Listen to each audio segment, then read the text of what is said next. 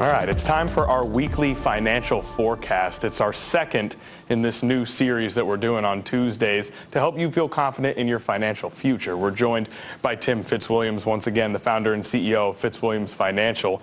Now, 2026, we're here. We did it. We definitely are here. We're in our second full week. Let's talk financial plans for the new year. Yeah, sure. So we got a 2024 study. Charles Schwab shows only 36% of people have a written financial plan. Now, can you elaborate? That seems like a small number to me. Right. It's kind of shocking, right? Yeah. In fact, a lot of people think that different financial investments are financial plans, but the reality of it is that's not true.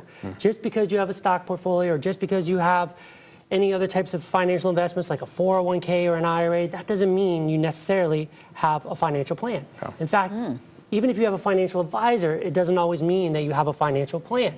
Yeah. And lastly, even for folks that are retired, if you have a pension, that doesn't even mean that you have a financial plan. There's a distinct difference between having financial investments and a financial plan. Right. Now, how do you know when you have a financial plan? When you have a financial plan, you're going to look at it kind of like an orchestra, right? When you walk into an orchestra practicing, it sounds all wild and crazy if you've ever done that.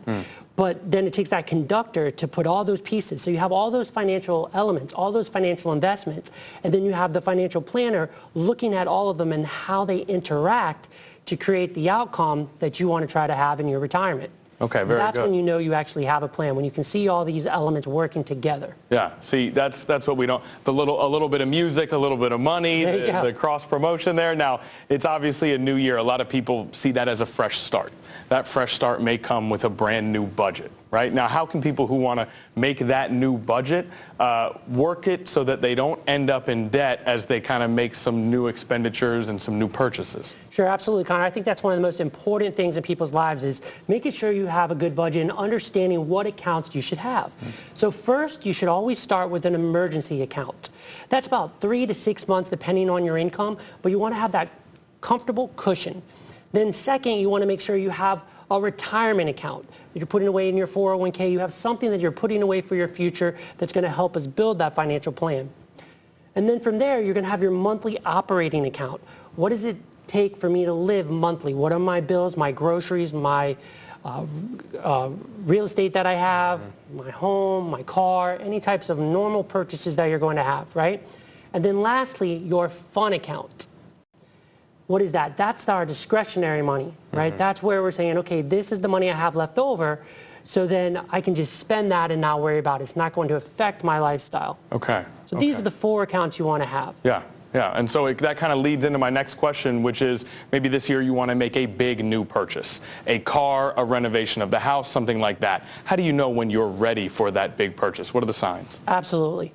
So one of the things I like to look at is kind of the previous question of having the different accounts. So if you have a fun account, and let's say you have a purchase and you know it's going to cost you an extra $500 a month. Well, in that month, if you were to look at your fun account and subtract that amount and then see that you weren't too tight or you didn't feel like you needed to go to a credit card, then you know that you could afford that $500 purchase that you want to make on a monthly basis before you get into a contract and you're locked in and you really can't get out. So I like to use the fun account to determine how much discretionary money you can spend without worrying about it. Makes sense. Great advice. We will see you next Tuesday, Tim. That financial forecast airs every Tuesday on our 4 p.m. news. If you have questions you want answered, email us at financialforecast@13newsnow.com.